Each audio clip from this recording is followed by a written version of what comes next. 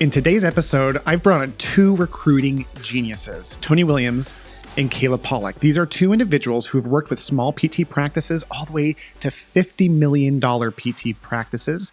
And they're going to tell you about the single easiest tool that you can start using today that will start getting you hires. Here's a spoiler alert, it's called LinkedIn. And there's so many different ways that these experts are leveraging this tool to make hires now that they are helping their clients get ahead of the game by making these hires. Now, both of these people have been with me in two other companies, and they're with me now in Virtual Rockstar. All they do is recruit. They love it, they are talented at it, and they're going to share all their secrets with you in today's episode. Enjoy the show. What do you think is the percentage of people who are struggling in hiring PTs? If you had to take all the physical therapy practice owners out there. Oh my gosh. 100%. 100%, right? Everybody's struggling. Okay, so why do you guys think that? Why would you say that? There's a surplus of needs and not enough PTs. And so the PTs, the candidates have the upper hand because there's more openings than there are of them. So they're very picky and very selective with who they're jumping on board with. I agree. I think there's a total surplus of candidates and not enough PTs to hire for PT owners. And you've done a lot of recruiting, Kayla. Obviously, you didn't do as much in Rise Rehab with us, but you were at Empower as their head recruiter. So how did that show up for you? How did you even begin the process of finding a physical therapist? Yeah. And I think that the process changed a lot, even post-pandemic. So I came in 2021, took over for Tony. And even initially when I came in, candidates were applying to ads. They were applying, we were interviewing, they were hiring. And as time went on, there was this shift where now I was hunting them because they weren't coming to us. And it wasn't anything that we changed on the back end. I think that the market changed and they knew they had the upper hand. And so they were coming in asking for more and we had to be very competitive. So that was after the pandemic. You felt like there was a shift, which is interesting because Tony and I had your job before I left and you went somewhere else in the business. But you and I, when we did it, I remember thinking it was easier to hire for those 26 locations than it was for our 4 back at Rise Rehab days. Hands down. Because we would go to all of our events and people would be coming at us and we were the ones being super selective. We were like, ooh, let's do some practice interviews with this one. Okay, we want you to work for us. We had the upper hand at that point. It totally shifted. You can't be 100% shifted. I mean, you should be selective, but it's much more difficult now. Yeah. I think, back in the day when we were doing it before the pandemic, I think what we had going for us was number one, we had the systems that had been built out. We'd been touring those universities locally for years, talking to first-year students since 4 years beforehand. But I also think there's something about gravity with larger companies. I think when we became Empowered and we had those 26 locations, most of them in Arizona, it was just a brand that got social proof. People would be like, oh, you guys are all over the place. They were more interested than maybe the 1 or 2 off that they had never heard of before. And that shifted after the pandemic to where it leveled the playing field just because there was a lot more. Why do you think it leveled the playing field? Why did pandemic have so much to do with changing the recruiting space, do you think? I've seen just in recent years, home health has become kind of where PTs are wanting to go. Yeah. So maybe in that sense, it kind of opened, and I don't know if the pandemic is what did that, if that kind of opened up this or more home health becoming more common, just a new option to PTs where maybe they didn't know that was an option before. Yeah. And so it was kind of, you did inpatient, you did outpatient. And now, they're coming in as a new grad into home health and they're getting paid $100,000. I 100% agree with that. But I feel like people being forced, because there was a lot of people that had to lay off, right? During COVID, there's a lot of people that lost their jobs. That's true. And they were forced to be home, right? I feel like I noticed a major shift in people wanting that work-life balance and wanting to be home more too as well. And so now PT's coming out, I noticed, after pandemic or post-pandemic, they were not wanting to work 40 hours a week. Yeah. They're wanting to work 32 or 30 or even 20 after getting used to being home and just having this, I don't know, almost like an epiphany. I know a lot of people that I know just being like, I'm realizing that work's not the most important thing in the world, right? I need to focus on my family. Yeah. And that's a whole nother mindset that I noticed. And American culture is so like that. When I was overseas, everyone takes a month off in August. And so I think you're right. I think both of those things contributed to this situation that we're in now because a lot of people are sick and tired of just grinding. Yeah. And the market is a grind. The physical therapy market, if it doesn't pivot, is producing this result where people are leaving the industry more than entering the industry every single year now. And that's really sad. But it has to do with the fact that we just don't know how to address the larger issues. So obviously, that's one of the reasons we have the podcast. We're trying to get people together to start fighting the larger picture here. But in the short term, people still have to recruit PTs. You guys now, obviously, we've been together in 3 different companies, and now you guys recruit all the time. We're hiring virtual assistants, but the PT thing is still something you guys know a lot of. And Kayla, you're still doing some PT recruiting on the side. Yeah. Like, what would you recommend to a PT owner in terms of like options for them? What options are there for a PT owner who's kind of stuck on the recruiting side of PTs? Yeah, I think that there are resources out there that are available. And I think the biggest thing is just knowing exactly what you're looking for and then where to go. And I think and I've just found this, I think that the best place to find quality PT candidates is through LinkedIn. I think a lot of these other job boards like Indeed and ZipRecruiter and Monster, and it's kind of just a dead end to me. I feel like that's not where you're going to find the quality candidates. I think they're in LinkedIn. And so it's about making that connection, building that relationship with the candidates, going after the right candidates too. Yeah. So it's funny about you saying that. In that program I teach, Rockstar Recruiter, there's a program called the LinkedIn Igniter program that is being replaced by artificial intelligence. So there's a website, rockstars who are listening, called salesmind.ai. I demonstrated it at the Arizona event that I was speaking at. But ultimately, you can plug in an artificial intelligence bot that reaches out and asks a series of questions. It starts off with like, hey, can we connect? We're both Arizona-based physical therapists, for example. Great. The next one, it just starts building relationship, and then it starts building them towards asking if they want to interview for a position. I think you're right that LinkedIn is the future. I've had clients who have had tremendous success, but you have to know how to use LinkedIn too. Mm-hmm. Yeah. What's your experience on that? Well, that's a whole nother thing that I was going to say. It's great. Like, you're right. LinkedIn is the place to go for professionals and physical therapists, but you have to also have a presence on there, because if you go and try to reach out to a PT and you're like, hey, you want them to come work for you, right? Or trying to form some sort of connection and build a relationship, and they go to your page and you've got like nothing on there, and they can't, they have no idea what your company is about or what you're representing. And I mean, I would be totally turned off by that. So that's a whole nother thing that you have to make sure you're on top of, is just having some sort of a presence on LinkedIn and making sure that you have that clear of what your company is and what you're standing for. Yeah, I've actually took a course on it, Tony. I feel like you maybe could have taught the course, because it talks about like the idea that the first step in LinkedIn is to develop your personal profile to stand out. I had a little PTSD as soon as I said that. My LinkedIn profile is locked right now. I can't get in it. Oh, no. I honestly feel like I'm dead in the water, because I've been using that to curate different types of relationships all the way down to marketing. And so anyway, so I was feeling the stress, but it's true. Like, once we learn how to, and it's so easy to use, it really is. But like creating that profile, it's almost like showing someone the inside of your home. What do you want them to see? Mm-hmm. What messages do you want to ring out in terms of, what you stand for as a company, and what pictures do you show? Do you guys have any recommendations on what people should do for their profiles? For me, like, what I get really excited about is just going somewhere that it's just go straight to the front page, right? And it's just a clear understanding of what someone represents, something that's colorful, but also simple. If there's too much wording on there, I'm going to run away. Yeah. I'm not going to want to sit there and like read this huge story, right? Fonts, like great looking fonts, just attractive looking fonts, great color pictures, things like that. Yeah. I love that too, because the easiest thing people can do, rock stars, if you're listening, is to go look at other companies' profiles that recruit really well. The best company that knows how to recruit, in my opinion, ATI. They are not the company that most PTs think of when they think of like best represents the industry, but yet they recruit amazingly well. Mm-hmm. And the reason being, I had a chance at a couple of these events. Tony, you and I were at one years ago in DC, and we were across from the ATI people. And so I've used them as a template for everything I've taught in recruiting, because they're amazing at it. They don't have the personal connection of a small PT practice.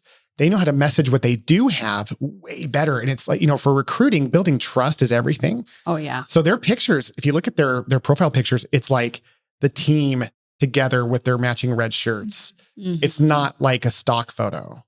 I would say that organic and natural, but like I love you said, clean and clear and simple, but also authentic is an incredibly huge opportunity for people to clean up their profiles for sure. No, great idea. Go find some companies online that you really like, as far as like, that they're doing really well. Yeah. But just seeing what their vision is and then going off of that, just because I feel like something that's attractive to anyone's eyes is. And I think it's not enough just to create your profile. You have to be active too. Yeah. What does that mean to be Oh my active? gosh, I need to be more active. Yeah. I almost feel like it's almost like a religious thing where it's like this shame and guilt of not being on LinkedIn enough. But what does that mean to you, Kayla? It's consistency. I think that, it's one thing to kind of build your network, but then you need to be consistent in your posting so that it's showing up on your followers or your connections feed. So you can kind of build this beautiful profile, but it's kind of all for nothing if you're not in there actively posting and responding and liking other people's posts that kind of resonate with you. And so that's how I kind of landed with this little side gig that I'm doing, is that their team consistently posted. And so it got me like, interesting. What's going on? Like, I've never heard of them before. I don't know like what they're about, but I kept seeing posts that I was like, that kind of started to resonate with me. So then I got interested and got into their profiles and landed a job. And so, yeah. I love that share, Kayla. By the way, I do want you to promote that company. But it's, I think what's interesting in the disconnect I see is that PT owners are typically a little bit like me, a little bit older. And so I don't ever think that I could develop a meaningful, lasting relationship on LinkedIn. Like to me, it never even occurs to me as an option, but they did a study that showed that this new generation, what's the new one now? Z? I don't even know. Yeah. These whippersnappers, these new grads and all these younger generations, even the millennials, which is, I think, one of you, but they believe very strongly that you can develop meaningful, lasting relationships online. And so activity in showing up in that is the same as like showing up at a marketing or networking event in person to them. Mm-hmm. A lot of people nowadays, everything is so digital, and you are just building and growing relationships online. I know most of all of us have friends that we keep in touch with. How do we keep in touch with them? Mm-hmm. It's all texting, emails, phone calls, whatever that is, right? So everything is digital, I feel like now, and 100% still feels authentic at the same time. It is authentic. So I wholeheartedly believe you can build lasting relationships, 100%. There you go. Yes. Spoken by one of the two younger members of this group. So yeah, I think that's true. And I think if PT owners realize that, here's the other thing is, I don't think they think it's their job to. They don't really know where to go to find PTs anyway. So like going to LinkedIn just feels like one of a sea of options of where they could spend. Yeah. But you are telling us, and I am validating, that LinkedIn is a hot spot for people to go, because you told me something that shocked me. You said that your company is getting results in hiring people. Mm-hmm. When you told me about the side gig, I'm like, oh, that'll be a fun little side hustle and all that. But you're like, no, we're actually making some hires. Yeah. Do they have a team of people like on LinkedIn constantly like reacting? And do you know what they do? In terms of like what they're posting, or? Yeah, what are they doing? Are they sending posts? Are they reacting to other people's comments? All the above? Like, what do they do? Yeah, a little bit of everything. So I think within just the company itself, like they're kind of feeding off each other and, celebrating wins that they have. And so all those things like you're seeing because you're following their profile. And so, yeah, when you start to see like they're celebrating each other, like that's kind of cool. I want to know more about that. Yeah. And just kind of tips and tricks, like they'll kind of share information with PT owners. Like, here's like things that maybe you haven't tried before. And here's kind of another option, going this direction to try to find candidates. And so, yeah, there's one individual in particular that kind of got me to this company. And she, every week is posting something new, and it's helpful information for PT owners. It's educational, it's inspiring. And so, she knows what she's doing. I love that. See, and for me, like thinking about being the owners, you guys are the ones that should be on it the most. Yeah. Posting and, whether it be celebrating somebody on your team member or something about, some educational something or another that you put out there. And then sprinkling in like little openings here and there that you may have, or our team is growing. You teach this, Will, right? Like you get in there and you don't just, put your ads out. That just shows that you need, and you're wanting somebody to come, right? It's like giving something back. You teach all of us to give back, right? And when someone sees that like they're getting something back, they're going to want to go It's a give and take. It's a give and take thing. I love that because from what you're saying, Tony, this idea of like them serving others. Correct. It gives them that position. Why were our job fairs so successful? Because we weren't there to hire. I think that's the number one problem PT owners get in their way with is that they're desperate to hire. So they think that's why they're there is to hire. That's not why. It's like starting a business because you love money. It's what you do it for, but it's not why. So in recruiting, it's to fulfill our greatest purpose, which is that every leader is meant to build or create new leaders. So how can we serve and build leaders using a technology like LinkedIn? Is if that mindset is there, then they show up and recognize that, like, what if this isn't an online website? What if this was like someone's living room? Or what if it was a university setting? How would I talk to these kids? And then if they responded online in that way, they would know what to say and then have opportunities to promote. Yeah, be true to who you are, like what you're representing for your practice. Like the owners need to be out there, be on your LinkedIn and just really market yourselves and your company, right? Because that alone, being yourself, is going to attract the people that are going to fit best with you, and it's going to bring in the right candidates. Because whoever is seeing all of this on their feed, oh, I like this. They're going to like it. They're going to go to your profile. Then that opens that door for you. You make connections. And because you may have somebody that's managing that side of things for you, but if they're not living your culture, if they're not in it every day, they may be misrepresenting you. And so it's better for you to get on there, as, time consuming as it may be, or if it may feel like it's kind of an extra job that maybe you don't want to take on. And it doesn't have to be something where you're in there every day, but like I said, a weekly post, something that's educational or, if you are just acknowledging somebody on your team, just something small like that is going to go a long way. I love that. I mean, anybody can set aside 15, 20 minutes once a week, right? Yeah. At some point in your day, and just go like a handful of posts that, people that you're already following that represent and stand for what you believe in, right? Get out there, post, like you said, post one thing a week. It's just going to grow your followers. It's going to have more eyes out on your company. Yeah, I love that. I think consistency is the big word here. And this is when I go to any social media training. I was at this big event with Tony a couple of weeks ago called Mindshare Collaborative. It's all about these medical professionals who are growing massive social media followings. And the biggest thing they said was just be consistent. Yeah. Once a week, but do it every week. Mm-hmm. Whatever it is, just keeping consistent with that. So I teach in the LinkedIn Igniter program. By the way, that program was R&D'd. People think that stands for research and develop, but it was ripped off and duplicated. I created that for PTs based on a paid program I followed by a guy named Joey Laffenblom. I'm totally screwing up his name. I was like, did you say that? And by the way, it's with permission. It's not like I'm just like out there ripping him off. I just being funny, but he taught me how to leverage LinkedIn. And then I adapted a version of that for physical therapists. And so in it, and this is where people say they have some massive success, is they'll 15 minutes a day.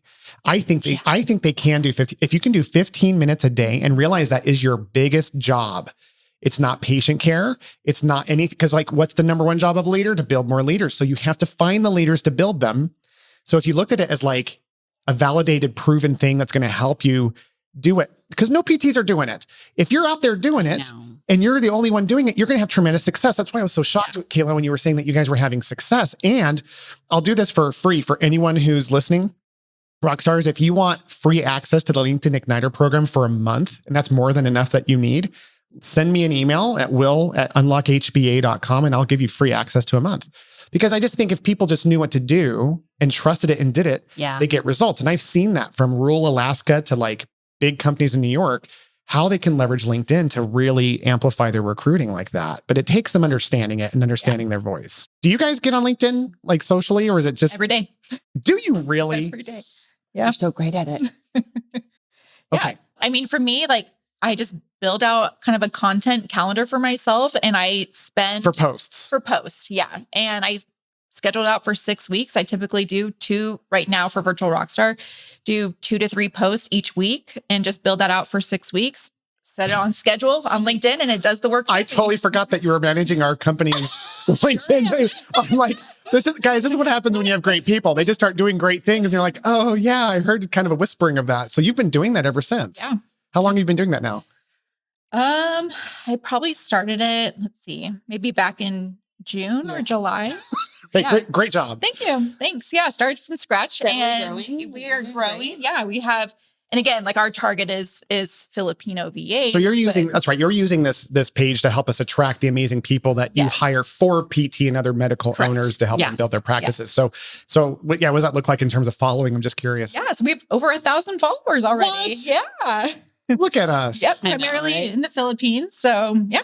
Yeah. My gosh. Well, and it's going to be weird because we're going to be in the Philippines in a couple of weeks. I'm so excited. Yeah. I'm so excited. So I'm guessing some of the people that you may have met through LinkedIn using this process, we're going to physically be with here in a few Correct. weeks to do our big summit. What's the name of our summit we're doing? Oh my gosh, what's the name of our summit? Rockstar We just came up with the name. Revolution. It's the Rockstar Revolution Summit. That's right. Yes. Rockstar Yeah. Revolution Summit. Yeah. So if any of you guys who are listening have virtual assistants with us, you're welcome to come. We're going there in the middle of November. If not, don't worry, next year. But yeah, I think it's really cool to see the flourishing of that because what starts digital through LinkedIn manifests into real physical I was going to say physical relationships, manifests into interpersonal relationships that are real and are meaningful. So it's a really cool thing that we've learned so much about LinkedIn. What else about LinkedIn would you say? Is there anything else that you guys would contribute to this topic? Well, I want you to kind of go back and speak it a little bit more in on how you automate things because I think that'd be really important for our PT owners to Because they're know drowning. about. It is. They're drowning. So It's- easy. See, this is what I was going to say. Like, you may think of, oh my gosh, I have to be on it like once a day, or I have to be on it once a week and spend the time, find the Yeah. time. I don't have that time. Well, you could set aside how much time would you say would need a week to just schedule things? Not even, honestly. And I don't try to overcomplicate things. My posts are like every week I post a link to go to our career page so that they can view all the openings that we have. So that automatically is every Monday that goes out. And then I typically will have a post on our core values. So I'll highlight one of our core values. We do VA testimonies that come through, like that gets posted. So it kind of varies week to week what's posted, but there's 2 to 3 postings every week that are going out. So what time? The whole time I'm just like learning about this for the first time. Like, this is so amazing. Oh yeah. We'll talk about let's talk about automation though. The idea being that like so- we had a discussion in June about it. I forgot about it. I just saw the results that you were killing it. And now I'm learning about the details. That's what you're saying is automatively possible is either someone or something doing that for you. Right, exactly. So Yeah, if and you you don't have still- the time, don't let it stress you out. But I wanted you to give them a better idea of how much time you're actually having to spend to automate these things. Yeah. And maybe automate's not the right word, but like just because I still do have to manually go in there and schedule all the postings, but it's so easy. It is so easy. For the podcast that you're on and all these other things that I do, I have a software called Metrical. I already pay for it. And you can calendar things out for a full month at a time. Yeah. And so Yeah. I should give you access to that and have cool. it post on that page. Yeah. So that's a no-brainer because you're doing it every week manually. You're creating it once a week, but then every day you go in there and take the extra 60 seconds to post it. Yeah.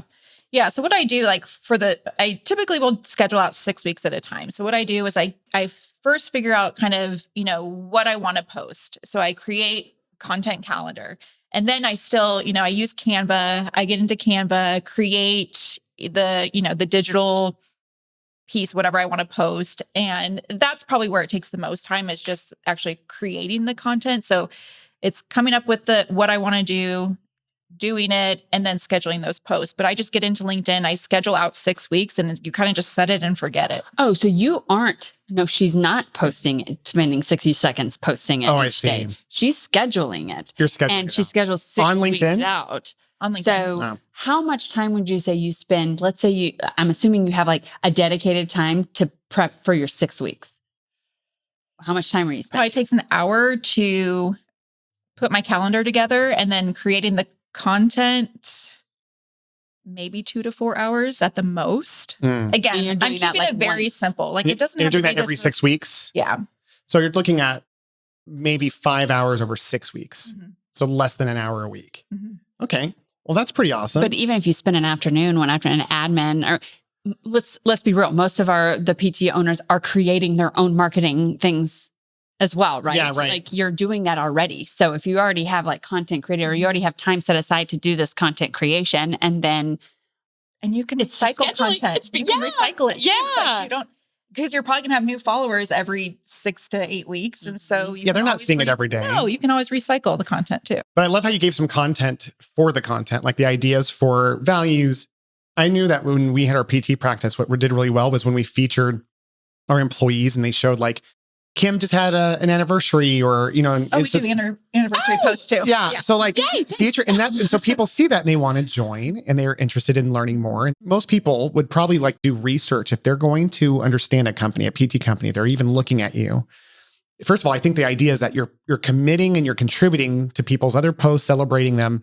Then they're like, who is this guy or girl? They go to your homepage and they see that, oh, he's got a company or she has a company. Then they go to your company page and then they see all your posts. They're going to go back in time and go, wow, look at all these people that are having, like it builds this buy-in before they even meet you.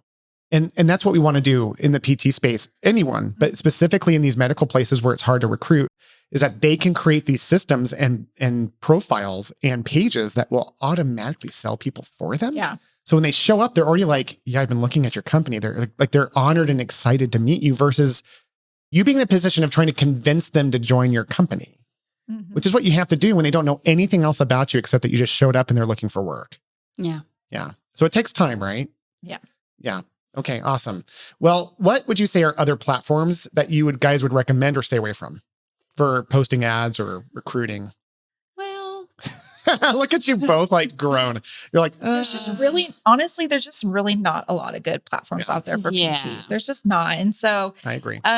If it's an option, I suggest, building true in-person relationships. There's some value to that as well. If you can get to a PT school, network with those students, find a way to give back. In our previous employer, we went and did mock interviews with students, and they're in their second year of school. And so it's kind of, you're just planting seeds at that point. So it's them just kind of getting to recognize you, be introduced to your company, and you're providing a service. You're serving them. But you're walking away with resumes in your hand. Yeah. And you keep those in your back pocket for a year. And then when they're in their last year of PT school, it's just a gentle outreach to them like, hey, I know you're, approaching graduation or whatever the case may be, and just want to wish you the best of luck. If outpatient's the right, setting for you, I'd love to have a conversation with you, however you want to, build that relationship with them. But there's a lot of value in that. If you can network with local PT schools and kind of get in that way. As far as online platforms, there's not a lot. There's really not. Yeah. LinkedIn is the way to go for that. Indeed used to be another really good place pre-pandemic, but that went downhill pretty quick. And just doesn't really, nothing comes to fruition that's quality or really even any hardly at all. But so much value in going in person to any of the colleges and universities. I feel like we always came out of there with, I don't know about you, but whenever I would be in my mock interviews with the students, they would literally be like, oh my gosh, I'm so excited. Like forming these connections with them when you're really just serving them. And it's a lot of fun. Like these little 10, 15 minute, interviews, and you're giving them a little feedback. They're like, this is super helpful. Oh my gosh, I'd love to talk to you. And they do remember you a year and a half later. They remember you. And we would even just do like little touches, even if it was like once every few months. We have all of the resumes. We take all of their email addresses, stick them all on an Excel sheet. So you have them all, in one area, make it really easy, and do follow-ups every now and then. And if you had LinkedIn as the common way that you follow up, then it gives you that one-to-many capability to where, what do I even do on LinkedIn? It's like, well, you just follow up the people that you met in person. Yes. And you're just like, hey, how's it going in your second year? Be a human being and just think about what they're going through. Yes. How'd that rotation go? Are you freaking out about the boards? Can I help you? Is there anything else that you need from me? I'm here to help you find your best fit, whether it's with us or somebody else. What can we do? That person is the one who recruits and kills it. Yep. You guys both inhaled and looked at each other. I was going to say something, then I was like, are you going to say something? Well, and I think too, like if you put in that effort and you build that relationship with that candidate, say it's a PT student that you see from year 2 through graduation, taking the boards and getting their first job, even if they're not the right fit for you, they're going to talk to a friend and say, I'm not going outpatient, but I have 3 friends from school who are looking for outpatient jobs in your area. Here's their contact information. Maybe they'd be a good fit for you. Yeah. So, man, I feel like that's where the gold mine is. Yeah. Getting in front of these universities. I agree. Guys. Catch them when they're young. One of the things that I told Tony about was everything changed for me when I realized the power of recruiting first-year students. when I'd show up to their first year, I mean, there's a lag, but like no one's talking to these guys. They're completely out there on their own. They're completely like worried about just being qualified to be a PT one day, much less take the board. So when someone's an employer saying, I want you to come work for me, they're bought in immediately. And then you have that relationship to lose because they go back to their friends and family and go, I've already been told that. So before everyone else shows up when it's commonplace to be desired, they'll remember the person who cared for them when no one else did. Yeah. And LinkedIn can be the way that you stay connected to them in the intermediate. So building on relationships on LinkedIn is harder, very capable of doing it. But it's so much easier to leverage those in-person events coupled with LinkedIn to create an experience of them, of this ongoing relationship of mentorship, so that when you're like, by the way, and this is the question we always train on, we say, do you know anyone who's looking for a great job? Because we just had an opening pop up.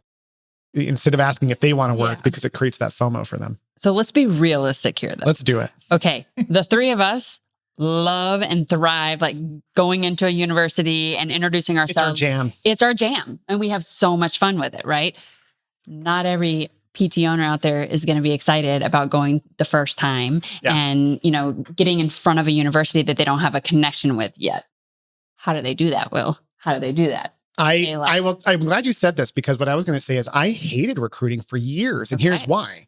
When people look at business owners, they think of them as like people who never get fired. We get fired more than anyone else every time someone quits. I'm firing you as my employer. We get, and it's so invalidating. And so I remember getting a email on a Friday night, going to this like party at my local church. And like, that's kind of an oxymoron. Party at my local church. There was that PG movie and whatever. But like I get down there and I'm like super excited because it's been a rough week, and I open up and it's an email saying, hey man, I'm quitting effective immediately. I was with him all day. He never pulled me aside. And like the invalidation. So I hated recruiting. But what I found was when I was going into these universities, and I didn't like it at first. I didn't like it. The reason I got addicted to it was because someone taught me, a coach, that it was my main job and that I happened to love it. I just didn't understand how to do it. So that's why learning how to do these things through podcasts like this or whatever else is super vital, because once I started having some success and it no longer became about recruiting for me, I started to love it. So I think most PT owners can learn to love it. Now, here's how I think PT owners aren't going to like it.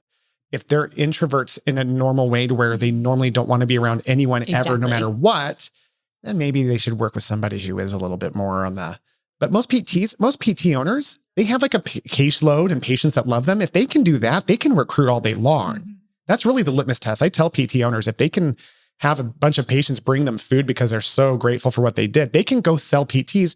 They're just not administering care. They don't understand that like they're giving the care of their profession if they just give them the right mentorship, right? But what would you say, Kayla? Yeah, I mean, it's not easy if you've never done it before, to try something new. But start small. Like you don't need to go and do this full blown presentation at a university if that's not what you're comfortable doing. Make it a small setting. Do mock, volunteer yourself to do mock interviews. I'm sure most universities are going to eat that up and take you on it. But yeah, just start small, and do these little groups where you're providing a service to them. And it's going to stick with them. So I'm going to ask you this. There's going to be a lot of our listeners that are probably like, how do I even get in touch with them? Yeah. That don't even have a connection. So what would you say would be like the first step of even trying? They have no connection at any sort of university or anything like that. For me, I would just say, you could start, because I remember trying to establish this at our last company and trying to get, a new connection on a new school out in Louisiana. So, what I did was I went to the school's website and I tried to find someone that was on staff or they had someone's name listed within that physical therapy department, right? If they didn't have who was a professor, I would just go to someone and be like, hey, who do I need to talk to? I would love to introduce myself. I work for blah, blah, blah. And we would love to be able to help the students the up and coming students and serve you guys in whatever way we can. Just try to open the door that way. Or if you can't find anything, because sometimes on the websites, they may not have anybody's names. Yeah. They may just have like a generic email address. It's like an info at, literally go there and walk in and talk to the front desk in the area that might even be a big step, but walking in and just introducing yourself and saying you're a local PT owner in the area and you would love to be able to connect with someone that's on the staff, like in the PT department. I think going there in person is a great idea. I'm all about it. I think the in-person contact is massive if you can drive to university. Yeah. Well, and I think the messaging is key. I think that you have to go in like not expecting to get anything out of it. Exactly. Like, I think that's where they're going to close the door on you, is if you're like, I'd love to get connected. I want to hire your students someday. No, don't do it. Don't say that. So it's in the messaging too, like that you are not trying to get anything out of this. You're just trying to give back to the next generation of PTs and, however you want to word it. But I think it has to be very clear that you're not asking for something, that you're just giving. This is going back to that service, like just being able to serve others, because who doesn't feel good when you help someone else, right? And I think that's when I stopped hating my recruiting journey, because I felt like I was always trying to get blood from a turnip, whatever phrase that is. But I think I'm whatever that phrase is. But like, for me, it's like this thing of like, oh, I can show up and be helpful. Mm-hmm. Like I can show up to university and be like, hey, what do you guys need? I'm a PT business owner. I don't have all the answers, but I know I can serve. Yeah. Could you sponsor? I remember sponsoring a golf tournament. I remember when they start asking you to speak at things, that's when you know you've made it. And that's when it's done. Because then you can show up and just serve the kids. And you're just like, hey, I really can help you guys with the mock interview if you want. If I don't even care if you're interested in working with me or not. I just want, and then the faculty see that, then they love you. And then they eventually you can get to the student SIG level. Like in Arizona, all the universities go to the student SIG thing, where all the students come together and they have these massive events. If you speak at those, it's another gold mine. By the way, another hack for people who are listening, a little shortcut, is to Google your state's student SIG organization. Like in Arizona, you can do that. Yep. Find the president. I modeled that for my Rockstar Recruiter class last year. I looked her up, took her out to lunch, and she asked me to speak at the conclave. And it took me an hour. It took me an hour and 15 minutes. 15 minutes for the email, an hour at lunch.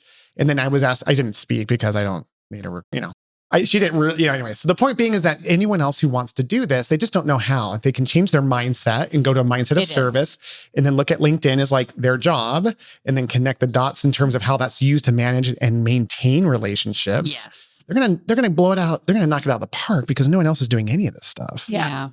Well, and to kind of add around the student thing, like being a clinical instructor, like, dude. Like, why would you not do that? Or you're essentially interviewing this person really for 12 weeks. You get to see kind of what they have to offer. And again, not every student's going to be the right fit for your team, but at least you've got people coming through the door and helping you out for a little while. And and it's funny, when we used to do that at Rise, I figured out early on, and I teach now, how like that was such a wasted opportunity if I just let them come. I did the whole series of things where every 2 weeks I'd take them out to lunch. Yes. And I'd be like, so my job's to help you build your career because I'm just that kind of guy. And, that kind of thing. And then by the end of it, I was just like, we might have an opening when you graduate. Please, sir. Like there's a way to do those student rotations as well, where they're more than just clinical service. You really deeply serve their greater purpose. And then they just dream about driving, in our case, to middle of nowhere, Florence, Arizona, past all these other jobs to get paid less because they have someone who believes in them. Because at the end of the day, the only reason we're paying more is because we don't know how to give them other value. Mm-hmm. So what if we could create the value of fulfilling their purpose? And what's great about PTs is most of us, we're really more passion driven than money driven. But we don't. But when the playing field is equal, what else do we have to go off of? More money. Yep. And that's why people who don't know how to message or know how to serve, right? I think that's why they struggle so much. Well, guys, I think this has been a fantastic masterclass on how to leverage LinkedIn to help develop meaningful relationships and get people brought on. Final thoughts. Know who you are, know your worth, know what you have to offer these candidates, and don't be afraid to sell yourself. I think that having an understanding of kind of what their needs are and how you can fulfill those needs, just believe in yourself and kind of the culture that you've created and how you're going to build them up to, thrive in your company, but also beyond. Love that. Tony. Yeah, I'm going to kind of bounce off of yours, be who you are. Don't also just like take the first person, right? Putting yourself be out there. desperate. Yeah, don't be desperate. You want it because honestly, bringing someone in just because you need someone really, really bad could be just as harmful, if not more harmful, than waiting for the right person, right? Because we've seen to that the whole team at and 100%. then dissolve a team. So, like Kayla said, just know what you want, know what's going to make your team better and what's going to enhance your team, and go for that. And don't settle. Because it will come. Like, put your presence out there, put yourself out on LinkedIn and show exactly who you are and what you're looking for with your team, and it will come. I love that. I love that. So if they wanted to get a hold of you guys for recruiting questions or virtual assistants, how can they get a hold of you guys? Email Kayla@unlockhba.com. And mine would be email as well, Tony, Tone, @unlockhba.com. Yeah. And as a special thank you to everyone who's made it to this part of the podcast, free of charge, and I have zero intention of selling anything, I have this LinkedIn Igniter course, that program that I'll send you the link to. It's a video training with all the downloads of what to look for on LinkedIn and how you can leverage that tool to help develop meaningful relationships to hire. And that's my special thank you, Rockstars, for staying with us this long. Kayla, Tony, thanks for being on the show. Rockstars, until next time. Thank you for listening, Rockstars. And if you're one of the many medical professionals and leaders who have had it dealing with the drama of hiring and training people that you think are overpriced, then let's think about how virtual assistants can offload you to do what you love, which is changing people's lives. In the show notes, there's a link to jump on our calendar so that we can show you why LinkedIn shows that virtual assistants is the second fastest growing trend in healthcare, next to artificial intelligence. At no obligation, we'll see if this is a fit for you. I hope to talk to you soon.